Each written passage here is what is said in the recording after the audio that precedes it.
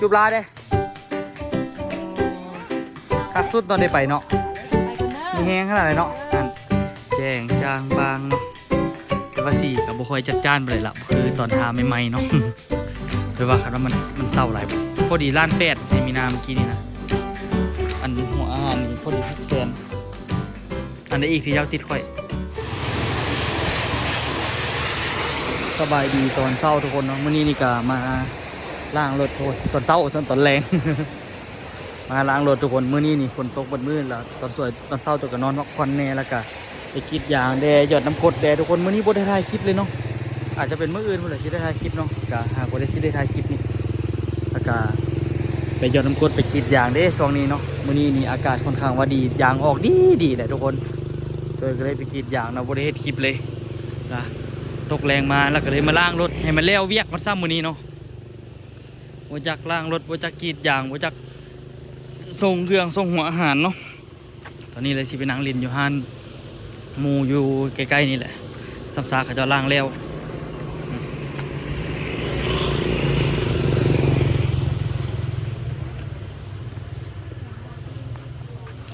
คนกับผู้น้อยก็หนักเวียกเนาะแต่เวียกคนมือเบิดมือถ้าหากเห็นว่ามีอยู่นี่อะไรก็ได้มื่อหน้าสิซื้อส่งดำนาไปดำนาช่วยโซคูนก่อนมันยังรออยู่ในเมืองมื้อนี้ไม่เมื่อยอยู่ทุกคนจากไหนว่าซีออกไปตลาดอยู่เนาะไปซื้อเครื่องให้อูแต่ว่าไปนั่งเล่นนิดนึงก่อนมื้อนี้จอดกี่แล้วเนาะ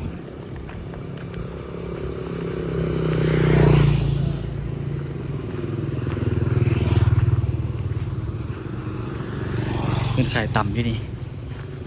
แต่แท้ก็จะไปกินต่ำน้ำไปสั่งต่ำน้ำติ๊กวะมาส่ง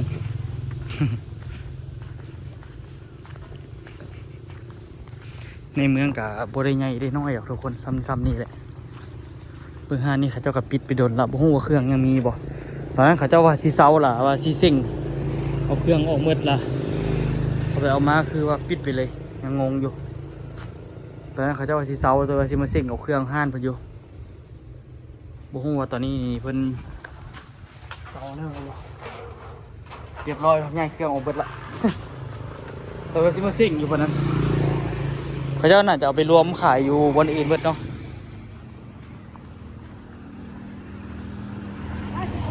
ที่จริงตัวก็มันก็ได้ขายดีอยู่นะคือปล่อยออกมาเนาะอยู่ในเมือง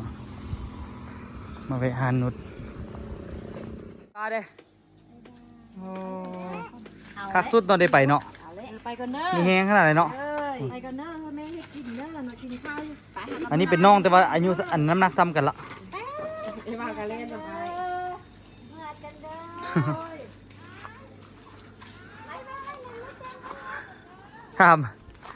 ถามไอ้อันอาเซียนขายเลขว่างึกหัวทีเด้ถ้าบุญแม่เห็นขี้เคี้ยวบุษมันซี่ทีอะ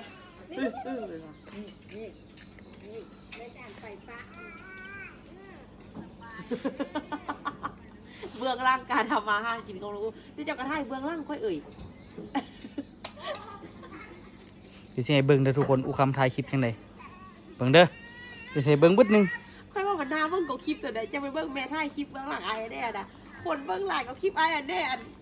ถ่ายแต่เราตะกี้ไปไอ้แน่นะ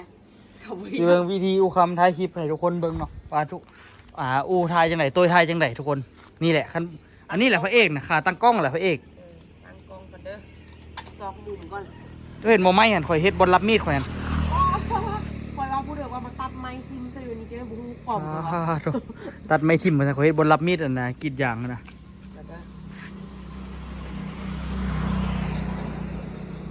นี่เนาะทุกคนเนาะอันนี้ก็คือวิธีการถ่ายก็ให้เบิดเนาะผมมีการตัดอีกเด้เป็นอันนี้แหละเบิ่งเด้อเห็นหัวเห็นหางเขาบอกเห็นบอกโอ้เห็นพอดีแต่เอาขึ้นนิดนึงเฮ็ดซุปผักกินแล้วทุกคนเนี่ยไม่อยากกินอย่างเงี้ยนอกจากซุปผักเลย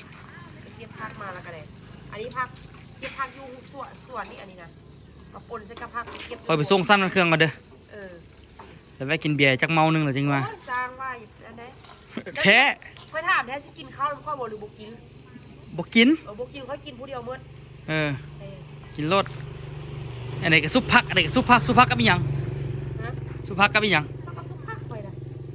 ซุปผักอย่างเดียว เออ โอ้ยข่อยกินข้าวสองคาบนี่กินกับปิ้งปลาจะคิดเบิ่งเอาชีวิตรอดมาได้ยังไง รอดเลยเนาะกินกับปิ้งปลาวิตามินล้วนๆแถมเป็นไทยสลัดอีก ตกแรงมากินข้าวกับซุปผักข่อยสิบ่จอยสิไปใส่ โอ้ขาเดียมขาเดียมจ้วยขนาดคนเฮ็ดจะพักคือเจ้ากินเลยดิ ยอมละบ่จอยได้ท่านว่ามีดกระเลือเมียนนี่ทุกคนเนาะตอนนี้นี่กามา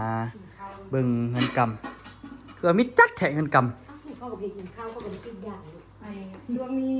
ำผู้เล็กเขายังลีลาอยู่ตอนเงินงานบอกกับโต้กัน ประมาณน่ะนะใกล้ๆสิเบิดผู้แหละ อีกเด็ก เต็มอัน ย เนี้ย อดยางเป็นโบอยู่หนาไปยอด เบิ่งดูอาหารนั่นนะ ตีลูกย่ำอะไร เงินก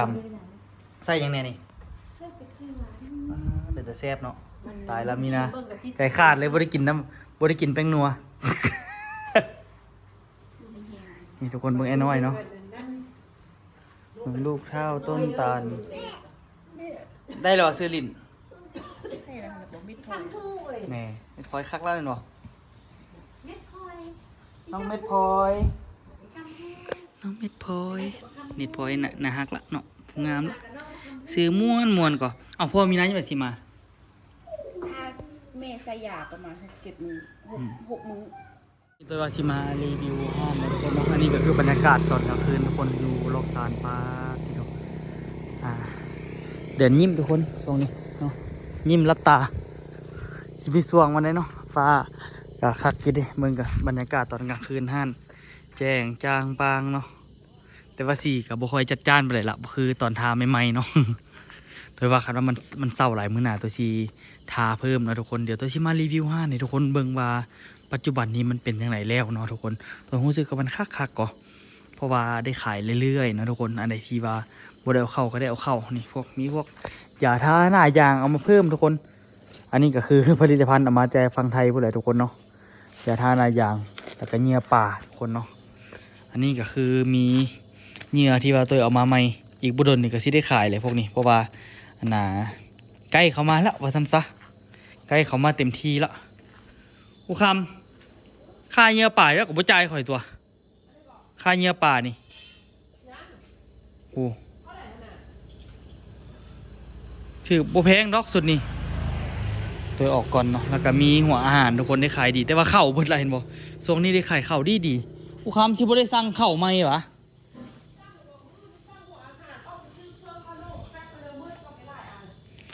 มื้อนี้บ่ได้ไปซื้อแม่นบ่แล้วไหนสิไปส่งกันสั้นบางเครื่องเขาอีกอันนึงทุกคน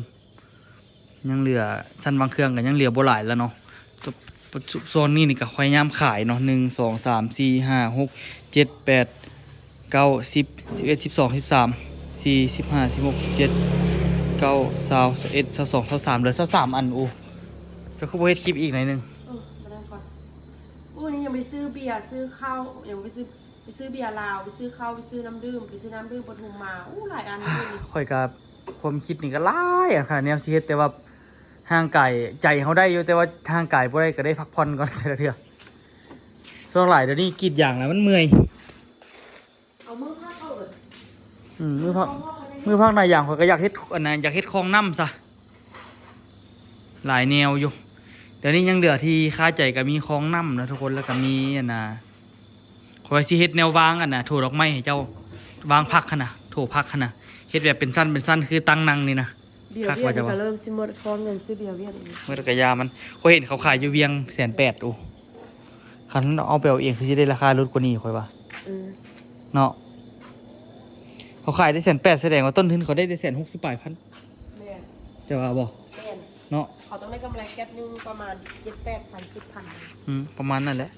คู่มือนี่เฮ็ดท่านกับค่อนข้างว่าโอเคเนาะทุกคนมีหลายอย่างอยู่ ได้ซื้อเมื่อหมดป้าเอาตัวเห็นอีกเก่งไหมเนาะ เดี๋ยวเจ้าหน่อยสิออกไปส่งสั้นบางเครื่องเขาอันนึงเนาะส่งอยู่แถวบ้านนี่แหละ บ่ได้ไปสู้ ส่งอย่างค่อยไปล้างรถแล้วค่อยดีค่อยนั่งเล่น ก่อนไปขี่รถจะไปเมื่อกี้น่ะ ค่อยไปเฮือนหาไปเบิ่งอีนิน้อยหั่นบ่ได้ไปเบิ่งมันจักบาทไปอุ้มมันลิ้นนิดนึง เอิญอีน้อยเอิญหลานผมว่า เม็ดพลอยน้องเม็ดพลอยเขาเอาเม็ดพลอยแล้วก็ แม่เหรอ เออ ที่จริงมันก็ม่วนดีเม็ดพลอย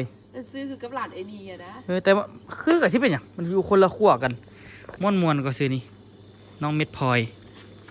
แต่ว่ายังเหลือพวกนี้จะก็ต้องจดไว้อีกนี่ แพงไงเนาะ แมนยังเหลือพวกนี้อันใดที่ว่ามันเบิดรู้สึกกับบางไปหลายน้ำดิ เลยน้ำได้ขายดีกว่ามึง เงินก็ยังเหลืออยู่เฮ้ย เหลือบอกได้ บอกหลาย จ่ายใส่ ก็หลายก็จ่ายอันใส่ข่อยเรื่องเงินข่อยเบิดตนเบิดโตแล้วตอนนี้ มีเจ้า เมื่อกี้ข่อยไปจ่ายให้มีนาจนเราเบิดโตเลย พอดี1,800,000ให้มีนาเมื่อกี้นี่นะอันหัวอาหารนี่พอดี600,000อันใดอีกที่เจ้าติดข่อย บ่มีแล้ว ที่จริงพวกอันน่ะกระดิ่งนี่ก็ อันนี้ก็จะเกียงหมด ที่จริงพวกอันน่ะพวกอันนี้ข่อยสั่งมาไว้ห้านกับยามันซะพวกอัน ค่อย น่ะ มูซื้อไปตู้เซซัมเดียวนะ มีพวกอันน่ะตะกร้อมีพวกอันน่ะหมดอันนี้น่ะยามันซะ ตู้เซซันเดียวเลย ตะกร้อกระดิ่งเอาไปให้หยัง เดี๋ยวตู้เซกับ ตู้แช่ห้องเดียวหั่นวะ ห้องเดียวแบบนี้นะ เอาไปให้หยัง เอาไว้สู้พักกับสู้ลูกซีนเดี๋ยวขายแบบ เอาเว้ย พักเดี๋ยวมักขี้ เอาก็เอาสิเป็นหยังคันว่าได้ไปเวียงนี่คันบุ้งว่า ท้องสดอะไรงานเราบอกว่ามีครบ บ่อูคันว่าเฮาได้ทุนนี่นะคันเฮาได้ทุนน่ะนะ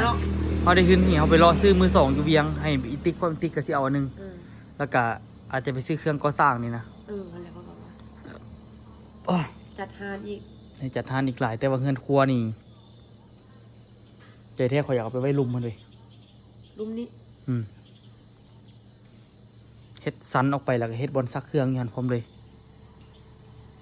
เฮ็ดหม้องซักเครื่องเฮ็ดเฮือนครัวแล้วก็หม้องข้างๆนี่ค่อยว่าอยากกันนา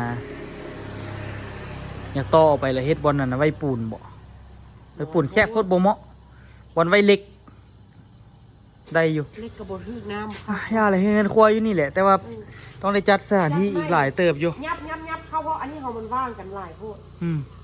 เดี๋ยวนี้นี่เขาเจ้าว่าสิมาซื้อดินเดือน6ผู้หนึงมาถามกับมิดจัดผู้นึงอีกผู้หนึงมาถามกับมิดจัดอยู่โอ้เขาสิเอาบ่เอากับประกาศขายเลยเพราะว่าเฮาก็บ่รุดละราคานี่เนาะ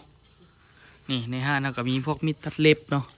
มีตัดเล็บมีหยังค่อนข้างว่าคนมามักซื้อนะทุกคนแล้วก็มีกาวกาสร้างเนาะในห้างถือว่าห้างนี่ก็ได้ขายเครื่องพวกมายิกมาย่อยเนี่ยค่อนข้างว่าหลายก็ค่อนข้างโอเคอยู่เลยทุกคนเนาะได้ขายไปได้เงินทุกมือมันก็ดีกว่าแบบว่าไปหาเงินทางอื่นเรื่อยๆนะทุกคนเดี๋ยวนี้ตัวก็อาศัยกรีดยางอย่างเพิ่มแต่ว่าสิได้จกยางขายอยู่เด้สุดนี้นี่สิได้เงินนำจกยางขายอยู่แต่ว่าก็ยังคาติดหนี้อูอยู่ ยังติดหนี้อูอยู่แล้วก็ตัวก็ซื้อเครื่องมาจิกมาจอกซื้อโปะยางซื้อมีอย่างเขามาอีกหลายอยู่เนาะเดี๋ยวสิได้ใส่เป้ไปก่อนเดี๋ยวมื้ออื่นสิลืมอีกแล้วก็แต่ว่ามีดนี่อูคำตอนเช้านี่คอยรับเองนะคมอูรับมีดกรีดยางนะคอยกรีดแล้วก็ยังคมอยู่จอกเข้ามือคอยนี่จนว่าเป็นบาดคักอยู่เลยตัวรับเองก็ได้หากว่าเริ่มรับหนึง หรือว่าเขาเช็คคือข้าวบ่ขายข้าว ฮะ ตักเป็นมื่นไว้หรือว่าอันตักเป็นมื่นไว้กับบุคักแล้วเขามาซื้อค่อยตักค่อยคักแล้วมัน โอ้ยซื้อมาจึงตักเพราะว่าเฮาบ่ได้คนหลายปานนั้น ไม่ใช่ถุงยางแล้วมันยามันมีน้ำมีไอฮอนเนาะ บ่ความหมายมันบ่ย่านดอกคนมันบ่ได้มาซื้อหลายปานนั้น แต่ว่าช่วงนี้นี่ก็คนค่อนข้างซื้อข้าวหลายเพราะว่าข้าวเขาเริ่มเบิดละเขาเริ่มเฮ็ดนาใหม่แล้วขนาดเสาคูนกันเฮ็ดนาก็ยังได้อันนะไปซื้อข้าวไปกินปีนี้ถ้าเบิ่งเด้อปีนี้ข้าวเสาคูนสิงามแหละแต่ว่ามื้ออื่นนี่ข้าวเสาคูนเขาอันนะเขาซักก้าอย่างเขาคือสิได้ไปช่วยเขาบ่2 มื้อผมได้ถึงแล้วซักอันนี้ เอาสกุลเอาไปแล้วเพื่อนซิวเรามีนา ไม่จัน เออ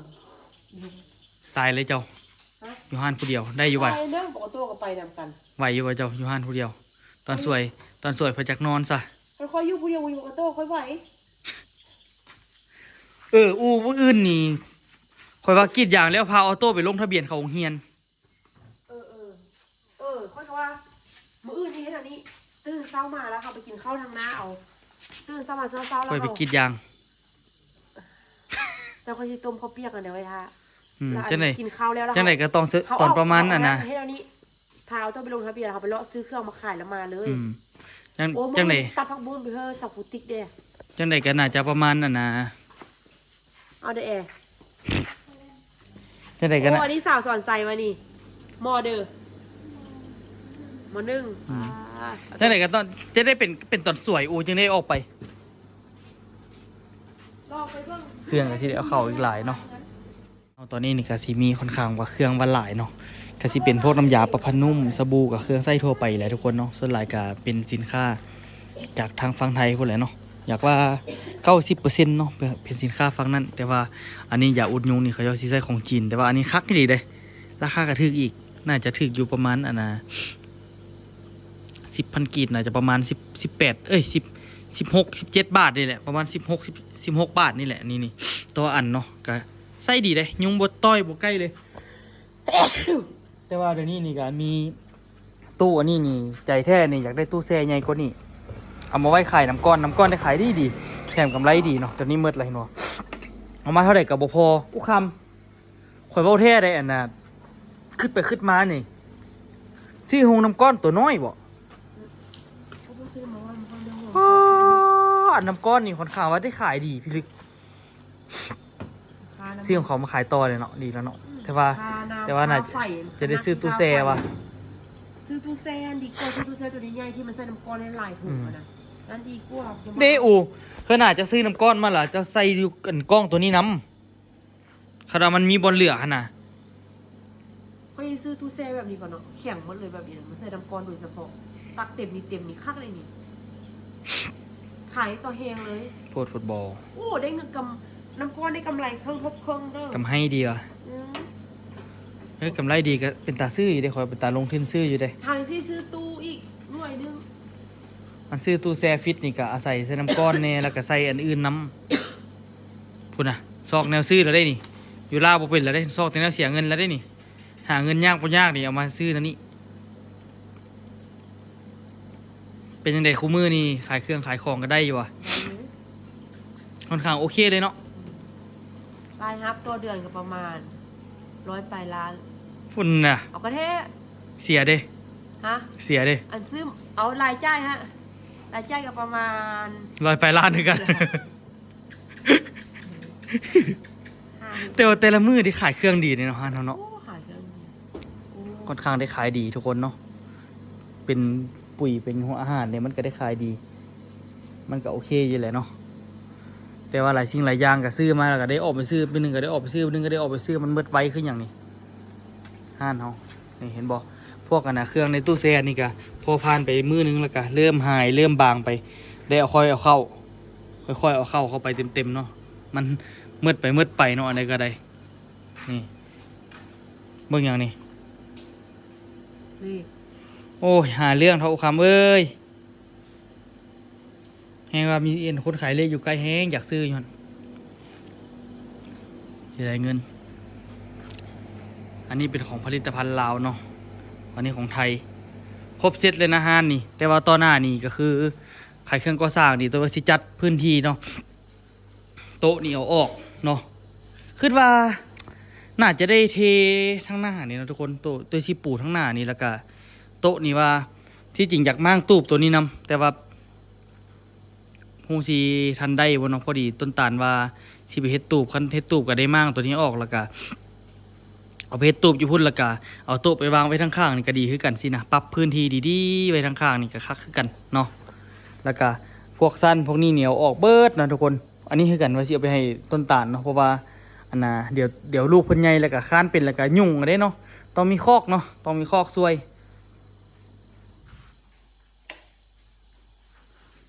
มือนี่แมงคามบ่นี่ตัวจีได้นี่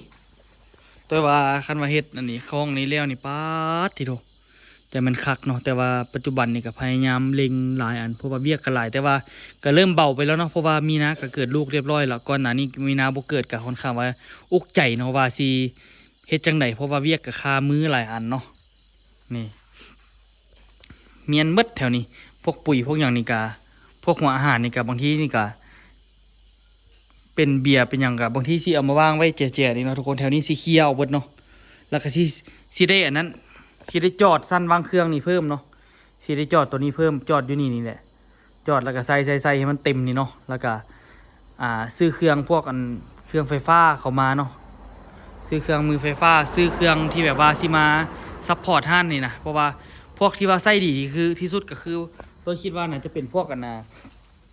สิ่งที่เฮ็ดก็คือขอต่อ1เนาะ1ขอต่อ2กับ ที่ใส่ไปกับใบตัดเล็กเนาะ3สายไฟก็เอามาเล็กๆน้อยๆบ่ได้ใส่ตลอดดอกสายไฟเนาะ4นี่ดอกไฟป้อมดอกไฟมนที่เขาจะเอามาใส่เนาะแล้วก็5นี่ละแม่น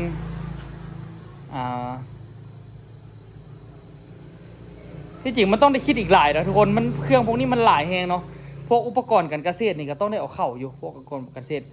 พวกกันปุ๋ยพวกอีหยังก็ต้องได้เอาเข้าคือกันเนาะห้านนี่ถือว่าอยากให้มันครบเซตที่สุดเนาะแต่ว่าห้านมันค่อนข้างว่าน้อยคันว่าตัวบ่เฮ็ดคันว่าบ่เฮ็ดประตูไปทางหน้าพุ่นแฮงแคบกว่านี้แคบแท้แคบว่าก็แม่นบ่คันข่อยบ่ตัดสินใจเอาประตูไปใส่ทางหน้านะแคบแท้แคบว่าก็ห้านนี่ใครแต่เจ้าได้ผัวสลัดเฮ็ดอบเกาะไปทางหน้านี่ได้เพิ่มอีกตั้งว่าเกือบ3 เมตรเนาะไปทางหน้ายับออกไปโอ้คักเลยเฮ็ดกันศาสตร์ไปอีกจบข่าวเนาะอันนี้ก็บ่ได้เฮ็ดเพดานเฮ็ดหยังเลยเอาตามมีตามเกิดเลยก็ถือว่าใช้ได้ทุกคนแต่ตัวก็บ่คิดสิเฮ็ดอีกเลยตอนนี้บ่มีความคิดสิเฮ็ดเลยพื้นนี่ก็บ่ได้ปูกระโลบ่ได้ปูกระเบื้องเลยเนาะเฮือนครัวพวกนี้ย้ายออกปึ๊ดแต่ว่าโอ้คำเฮือนครัวตัวนั้นมันแคบพุ่นน่ะคำว่าย้ายเครื่องพวกนี้ไปบ่เหลือหยังดอกบ่พอหยังดอกแคบไปแคบว่าอันนี้ต้องได้จัดเพิ่มจัดไม้ดีๆเนาะพวกปุ๋ยนี่ก็คือสิได้เอาออกไปไว้จุดใดจุดหนึ่งเนาะเจ้าหน่อยสิเอาสั้นนี้ไปเมียนพวกนี้กับเมียนอันนี้เขาออกเบิ่งไปแล้วนี่ก็กว้างเติบอยู่ในเนาะห้านเฮาก็ได้ส่วนสิมาฮอดจุดนี้ได้เนาะใช้เวลาอยู่พอดีปีกว่าๆจังได๋นี่ส่วนสิได้ซำนี้แรกๆคือหมุนขนาดทุกคนหมุนแท้หมุนว่าหมุนเงินมาใส่กับห้านตัวนี้ก็ถือว่าปีปลายแล้วก็ค่อนข้างว่าเริ่มอยู่โตเนาะมันก็ค่อนข้างว่าได้ขายดีอยู่ห้านเฮานี่ก็ได้มันก็เป็นห้านใหญ่แน่เนาะผู้ใดไกลไปไกลมาก็อยากมาซื้อเพราะว่า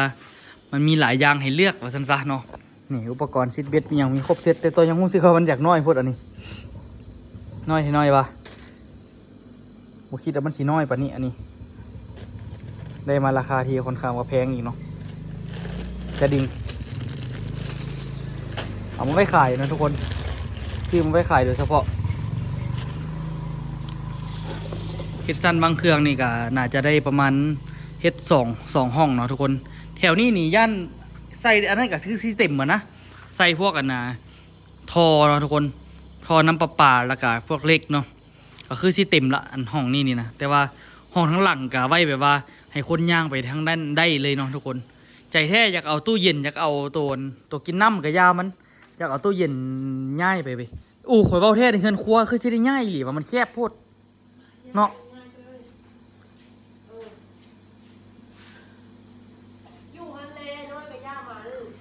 บัดเขาใส่เตาแก๊สใส่หยังข่อยว่ามันบ่พอเปิดไฟแล้วคือว่าแจ้งจางปางเลยเนาะข่อยว่านี่คือสิได้ง่ายไปไว้บนอันนะทั้งหลังบอลที่ว่าเขาตากเครื่องคู่มือเนี่ยบอลหญ้าหวานนี่นะจะว่าบ่ก็ออกเลยดิวะโอ้ยมันมีวิธีนะมันก็หลายมันมี108วิธีบ่เสียใส่ไม้ที่เฮามีหั่นน่ะใส่ไม้ที่เฮามีหั่นแล้วก็หลังคาสังกะพวกกันสังกะสีนี่แต่ว่าคือสิได้อยู่ไปกินไปก็แหละแต่ว่าเพราะว่าเฮาค่อยคิดว่ามันน่าจะได้ถมดินอย่างแล้วเบิดก่อนพวกนี้อยู่น้อยๆกับเฝ้าเฮ็ดนะเตาแก๊สเนี่ยก็ต้องได้ง่ายก่อโอ้แล้วหลายอย่างหลายแนวอยู่เนาะสิได้เฮ็ดเนาะว่ามันสิจบเร็วๆง่ายๆไวๆเกิดเป็นอูกับตัวนี้จะเป็นยุ่งยากเกิดเป็นอูคือว่าเอาใครเด้เกิดเป็นตัวนี่เมื่อยดีค่ะคิดไปว่าได้16 นาทีเหนื่อยมากเป็นในท้ายคลิปแล้วหรอวะ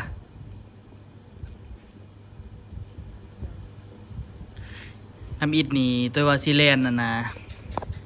ตัวว่าซีแลนพวกกันนะเอกสารนะทุกคนเนาะเอกสารเฮ็ดแบบง่ายสมนุครัวพี่แล้วก็ไปแลนเอาทึนเนาะทุกคนนำธนาคารแล้วสิเอาไปตาดินเข้าไปจำสินะเขาก็ได้ที่ดินพร้อม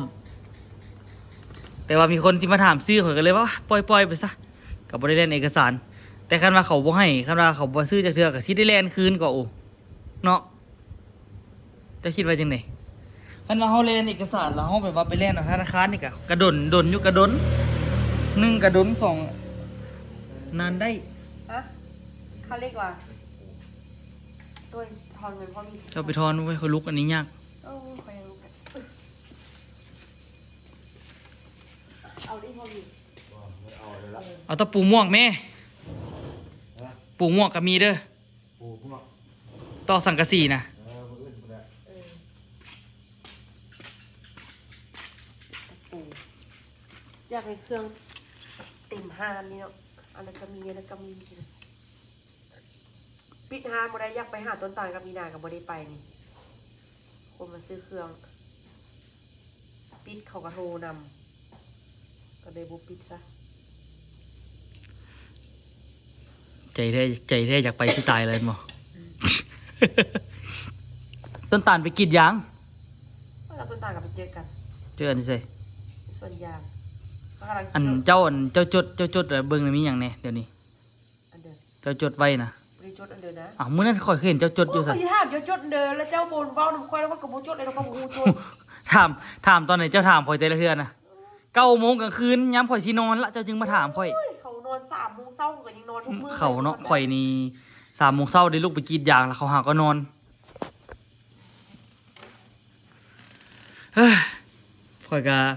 อาศัยกรีดยางมาแล้วข่อยสิทอนเงินกรีดยางก่อนเจ้าข่อยสิทอนได้บ่ กูเด้จะลองได้เงินสดมาจะก็ป้อนไว้แม่แล้วก็จดว่าคลิปนี้ บอกข่อยสิเอาใส่บัญชีเองนึงแล้วข่อยสิบ่กวนมัน แต่คันทุกข์ก็ได้กวนคือเก่า อยากได้กวนแต่เดือนแรกอยู่ เอ้าได้มาก็ได้มาใส่หนี่เจ้าเอาแม่นบ่ล่ะแล้วอย่าลืมลบ170,000ข่อยออกเด้อ เสียงเข้ามาแล้ว ฮะ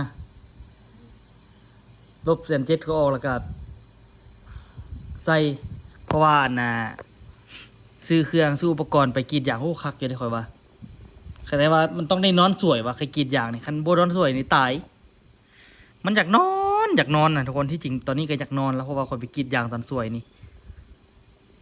ไปเอาเสียจะไม่เสียเอาเครื่องไปส่งอายัวก่อน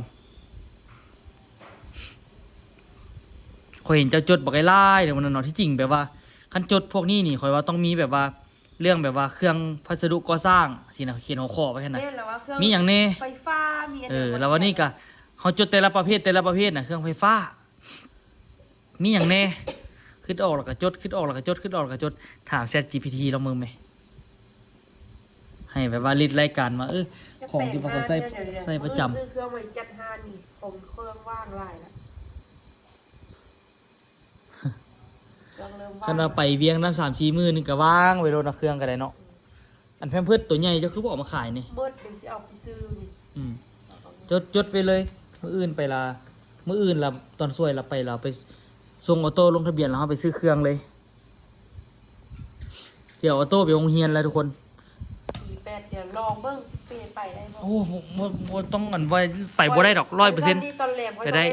ค่อยต้องตื่นเต้นก็ต้องตอนแรกค่อยต้องซื้อเครื่องมาเกี่ยมไว้ตื่นเดี๋ยวเช้าแต้งกินใส่กล้องให้มันไปโรงเรียนเด้ อืม ต้องมีของกินให้ไปทุกมื้อ แม่นแล้ว มีบ่ได้ แม่นแล้วที่มาตื่น7 โมงเก่าบ่ได้หรอกก็ ต้องเกี่ยมของกินเกี่ยมนมเกี่ยมแพมเพิร์สเกี่ยมเครื่องนุ่ อื ง ม 2-3ชุดใส่กระเป๋า สินอน12 โมงคือเก่าก็บ่ได้อีก ต้องไปซื้อแล้วนี่ย่าน่ะชุดบอนนอนเด้ต้องมีบอนนอนเพิ่มมาดีเด้เขาตอนสวยเขาต้องนอน ซื้อก็ซื้อตัวเฮาไปแล้วเฮาก็ไปถามในครูว่าน่ะต้องได้ซื้ออหย่างแน่ต้องได้ใส่อหย่างแน่ ลองเบิ้งเอาไปลองเบิ้งคันว่าอยู่ได้ก็อยู่บ่ได้ก็เอามังนั้น ร้อยทั้งร้อยเขาว่ามันอยู่ได้อยู่แล้ว ในครูก็มีวิธีอ่อยเอาอยู่แล้ว แถมคอยว่ามันลงไปหันมันบ่เบิ่งคนหน้าพ่อหน้าแม่ท่านบอกว่าโตหันเบิ่งคู่มือนี่มันสิอยากอยู่นำพ่อน้ำแม่ใส่ได้แล้วก็ไปได้แล้วก็ไปอยู่สบายคือหยังนี่บอกว่าโตนี่ มันก็ติดแม่กับพ่ออยู่บางเทื่อมันก็ได้แม่มันก็ยังอยู่นำเฮาอยู่ เอาตามนี้แล้วเนาะอันน่ะหันบ่เฮ็ดน้ำแจ่วจังนี่บ่เฮ็ดเท่าแล้วเนาะ อีกละ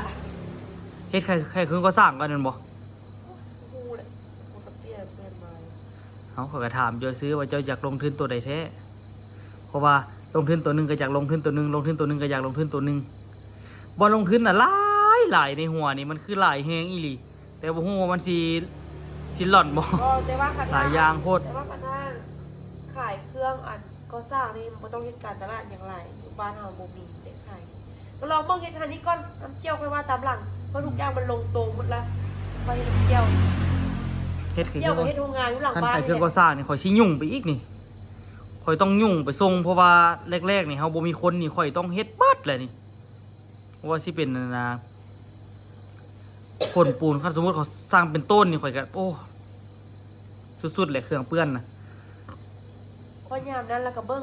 ลองเฮ็ดเบิ่งราย5ไปจ่ายพรบอกกับก็เอาคนมาอยู่นำคนนึงแท้เฮาสิมาเฮ็ดทุกอย่างบ่ได้ อ่าเป็นไงไว้เจอกันคลิปหน้าทุกคนเนาะ คนมาอยู่นำเป็นผู้เดือ